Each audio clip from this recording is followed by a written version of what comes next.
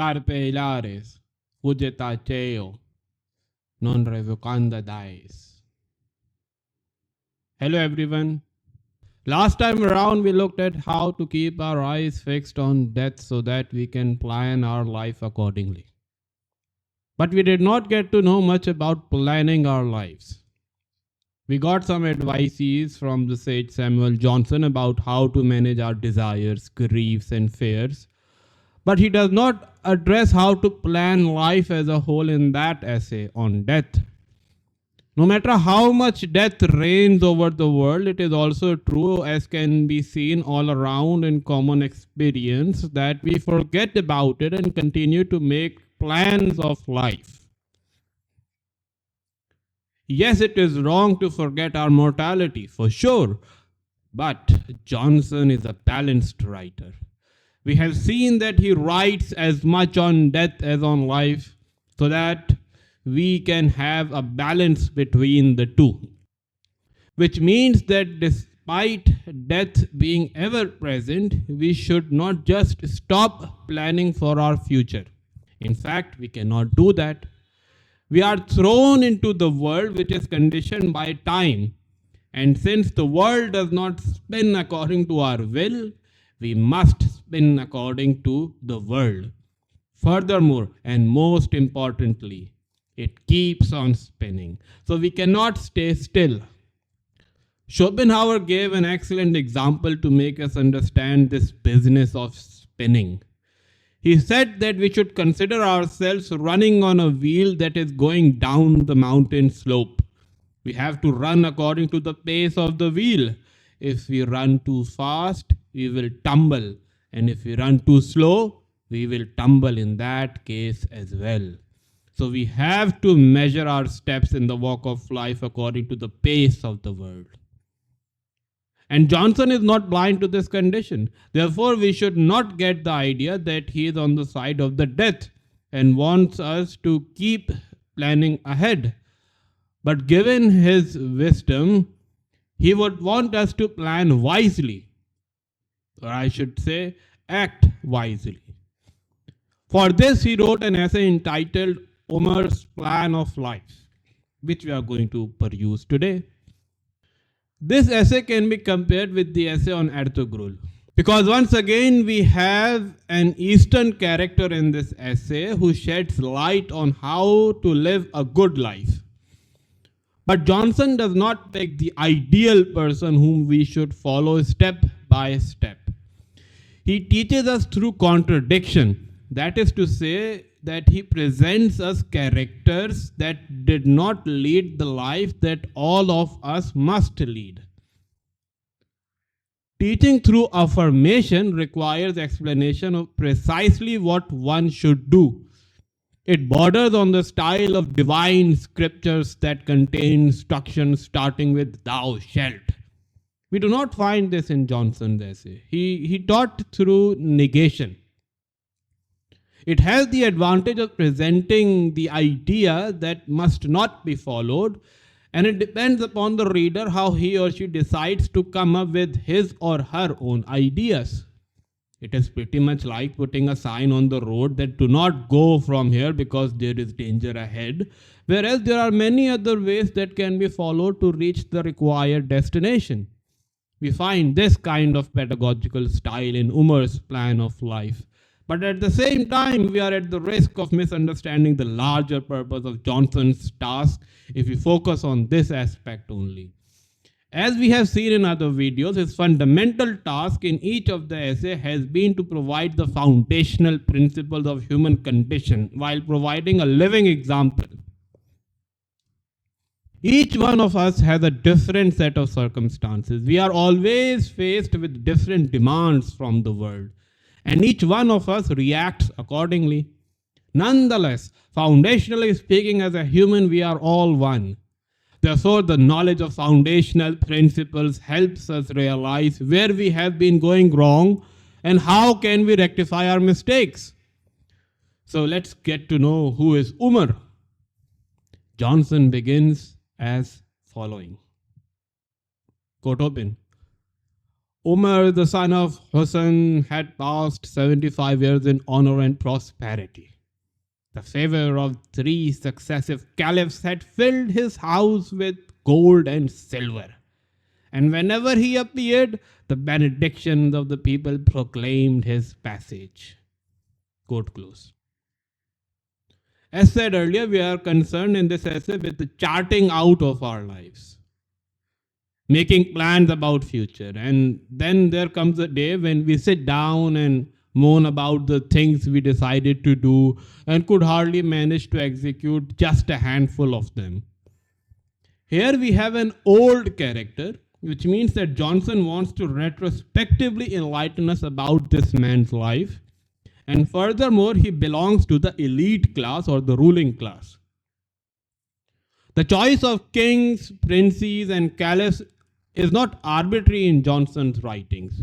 When we sit down with our friends and discuss about missed opportunities or failed projects, we often cite one stupidity or the other as the reason of our failures. But when we are alone and thinking about the people belonging to the ruling class, we have this prejudgment that they are immune to these stupidities. Johnson wants to throw this prejudgment in the bin. The frailty of the human condition afflicts the kings and ministers as much as it afflicts us normal beings. They are as much human as we are. This explains the ridiculous decisions of countries going to war on nothing but a trifle, beckoning nothing but destruction.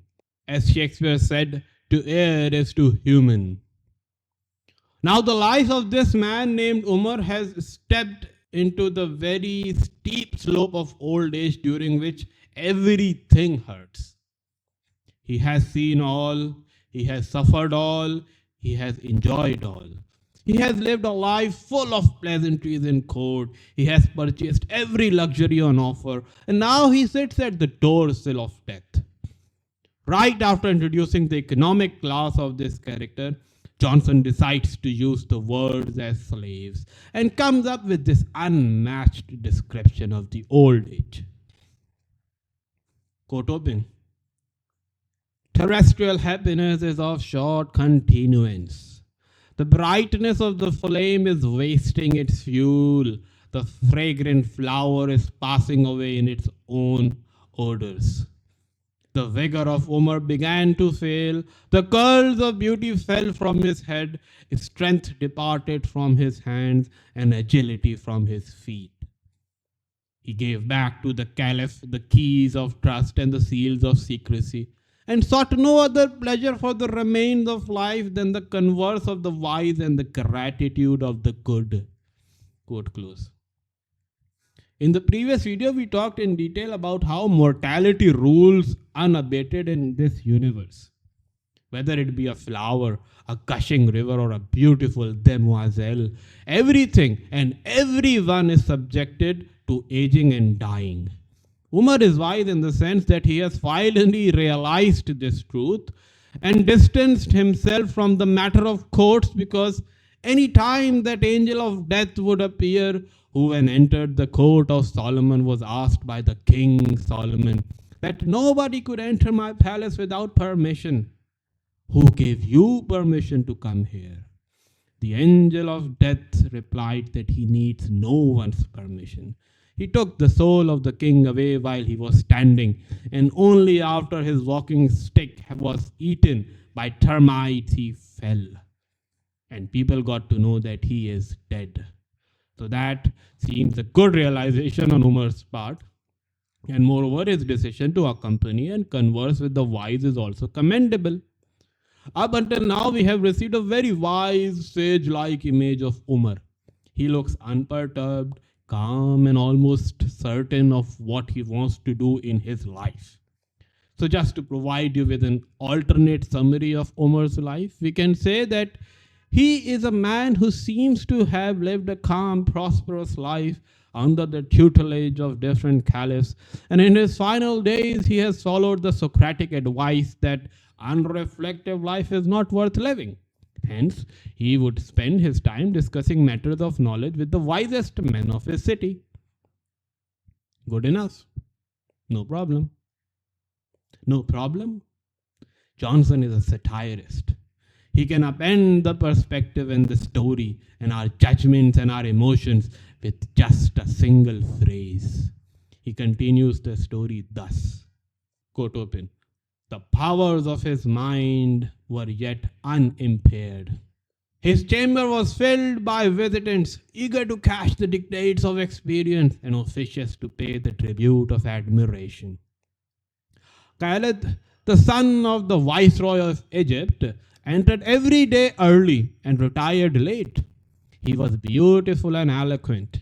Umar admired his wit and loved his docility. Tell me, said Khalid, thou to whose voice nations have listened, and whose wisdom is known to the extremities of Asia. Tell me how I may resemble Umar the prudent. The arts by which you have gained power and preserved it are to you no longer necessary or useful. Impart to me the secret of your conduct, and teach me the plan upon which your wisdom has built your fortune. Quote close. Have you ever experienced the same feeling as Khalid feels here? Have you ever met someone in your life whom you consider to be your ideal, and then you get the urge to ask this person how he or she achieved this feat? Surely each one of us has our own ideals, but rarely do we get the chance to ask this question to them, or we shy away from asking it. But Khalid did not. He asks this question to Umar. There are two common assumptions when we look at someone as our ideal: his conduct and his plan of life based on divine wisdom. That this person has worked hard, diligently all throughout his life to overcome the difficulties and persevered in the face of the challenges thrown at him by life. That this person somehow possesses a higher order wisdom, almost that of Plato, and with its grace, he has put forward a sustainable, successful plan of life. That this person is as noble as Solon, properly weighing the pros and cons of every possibility, attaining the right balance between his losses and gains, laboring through the tides of time unwaveringly, valiantly smashing unforeseen obstructions that came in his path, sweating blood, panting after that goal that he has set for himself to achieve. Is that Umar? Let's see.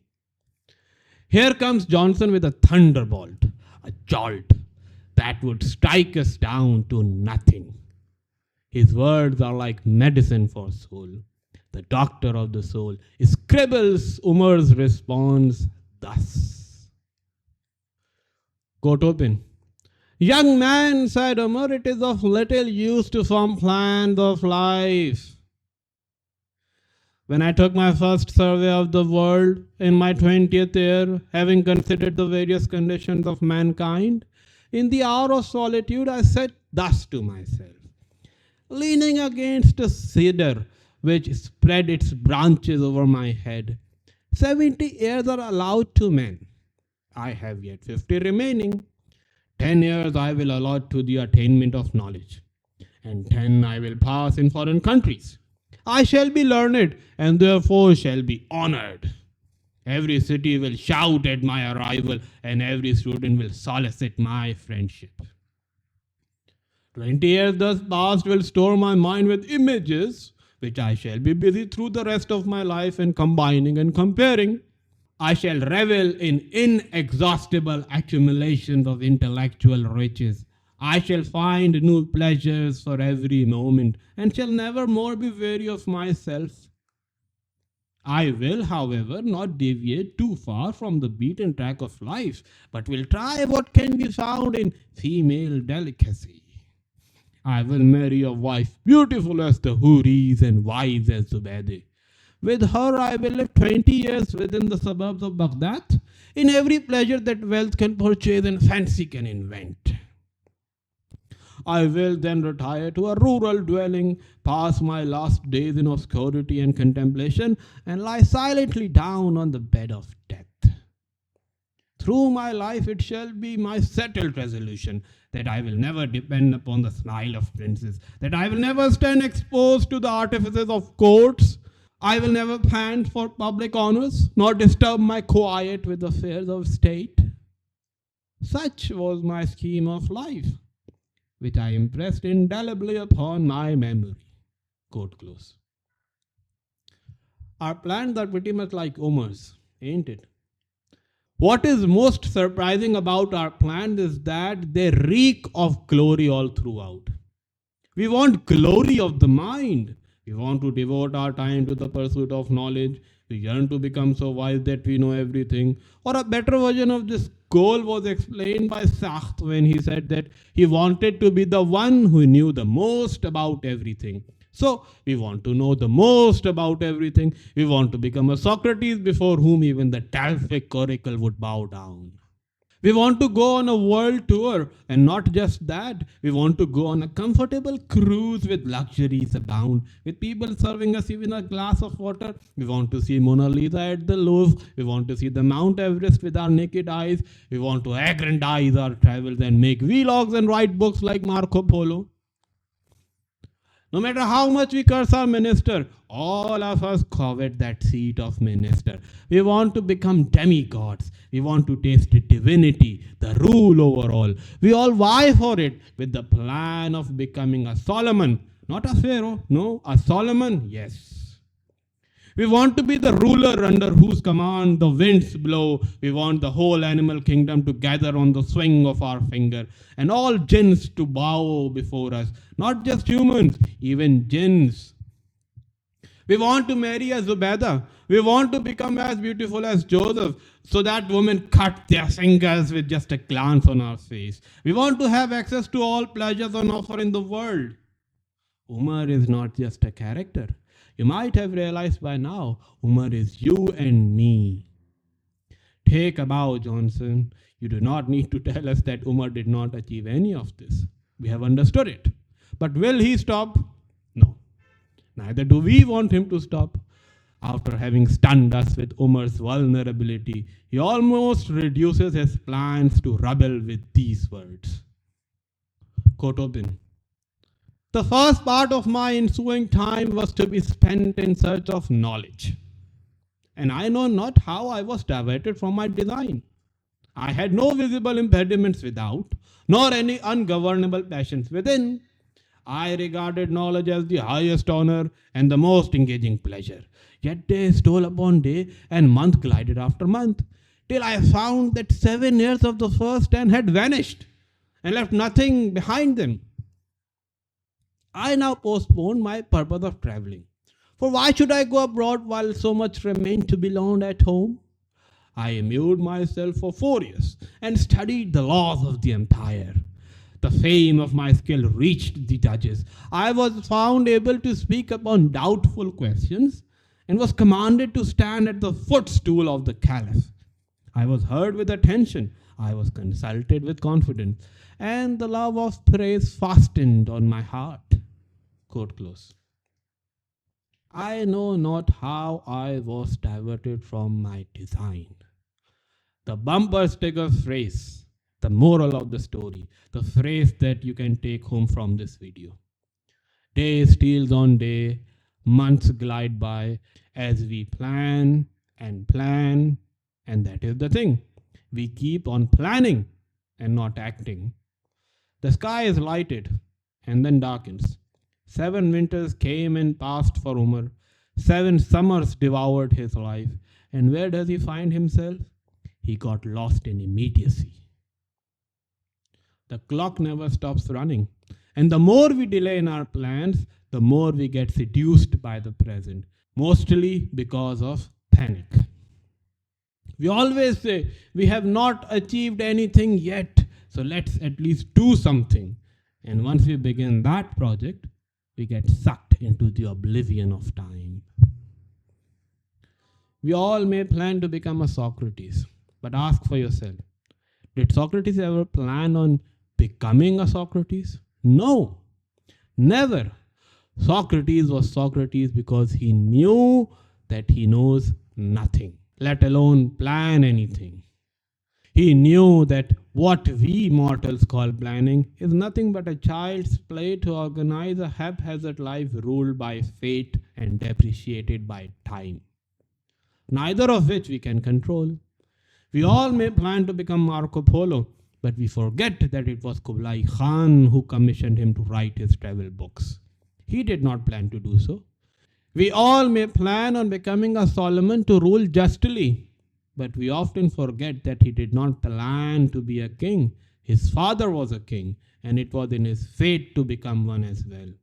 We may all want to become a Joseph and surround ourselves with houris, but we forget that he spent at least 9 years in prison for a sin that he did not commit, accused by the same Zulekha who wanted to marry him. We need to consult the fates of others properly, as Johnson has magnificently portrayed in this essay. We are mortals. We will remain mortals, living at the mercy of fate, who mocks at our plans at every step. Not because it is cruel, but because we are lethargic. We do nothing but plan. Fate does nothing but act. And also because fate is wiser than us. We plan 10 things and never realize that if you pursue 5 of them, they will precisely cancel out the other 5. Humans are inconsistent beings who, if left to themselves, will not be able to survive. It is not the principle of the survival of the fittest that rules the human kingdom. It may be the rule of the animal kingdom because they know how to survive. It is the principle of the survival of the most consistent that rules the human kingdom.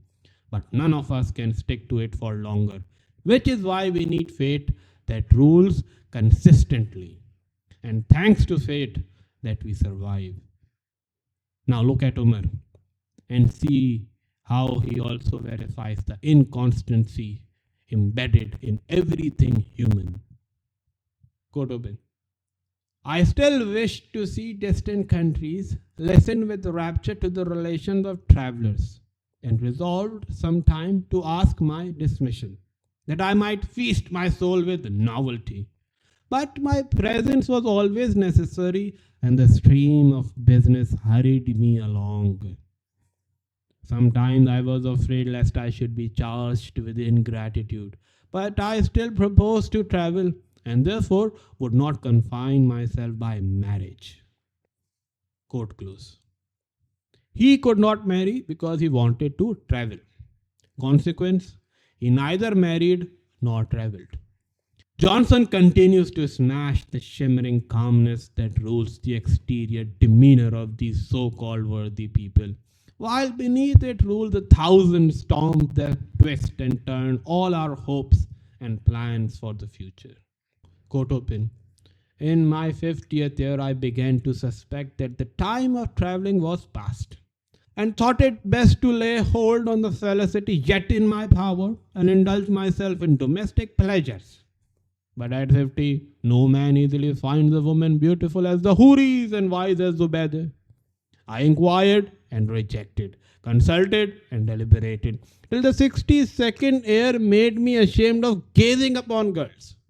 I had now nothing left but retirement, and for retirement I never found a time, till disease forced me from public employment. Quote close. If you are still not convinced of the veracity of Johnson's lesson, then take a moment and ask your friend to show you his or her CV, or look at your own CV. You will be a better judge for yourself of how many things did you or your friend plan that you find written on this piece of paper that an HR manager spends less than 30 seconds to judge your life journey.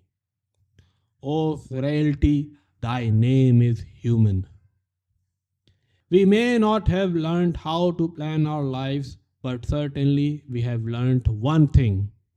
Now is the time to act. I bid you adieu with Johnson's conclusion that should further our resolve to plan less and act more. Quote open. Such was my scheme, and such has been its consequence.